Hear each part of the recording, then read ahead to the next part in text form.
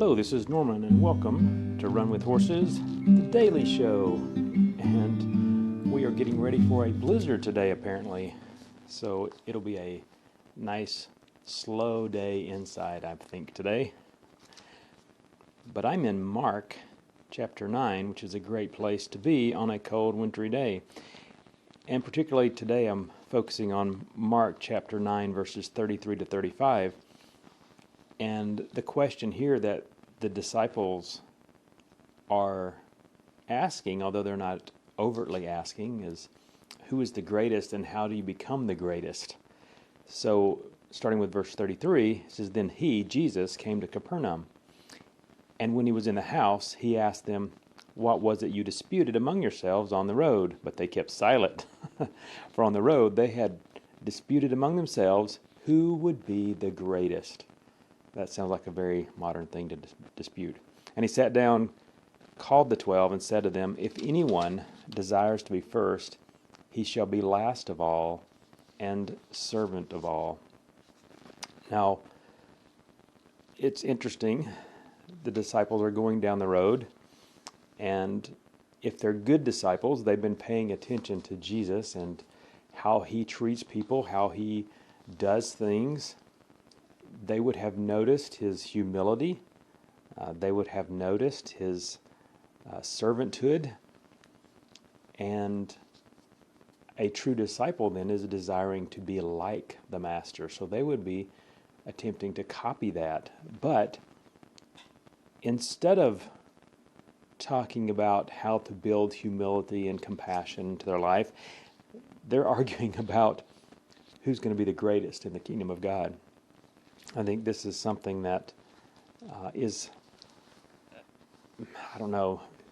ground into the heart, the sinful heart of man.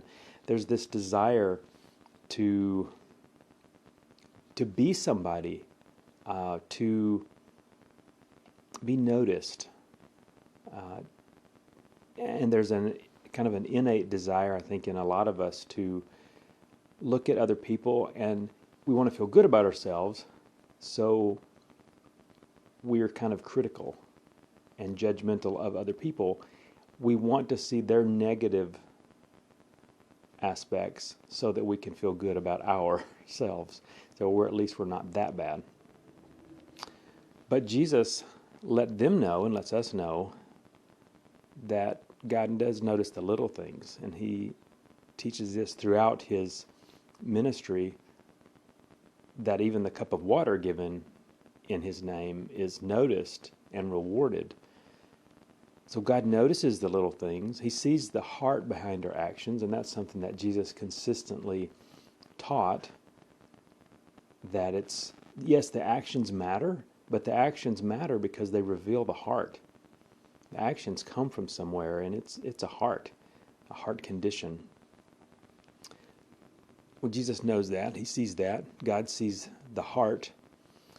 And knowing who we are, knowing our selfishness, knowing our desire for greatness ourselves, Jesus both modeled and then asked us to serve, to consider others better than ourselves. And this is really at the heart, no pun intended, of a lot of our struggles. That at our core, we want to be great. We want to be first. We want people to serve us. And it is offensive to us to need to serve someone else. We don't want to do that. That's not how we see ourselves. That's not how we want to be. We want to be served. And because of that, a lot of the teachings of Jesus, the model of Jesus, is hard for us to live out. A life fully dedicated to his mission is difficult for us to live out because it requires some unselfishness. It requires considering the needs of others more than ourselves. It requires some sacrifice. When he said, deny yourself, take up your cross and follow me, he meant it.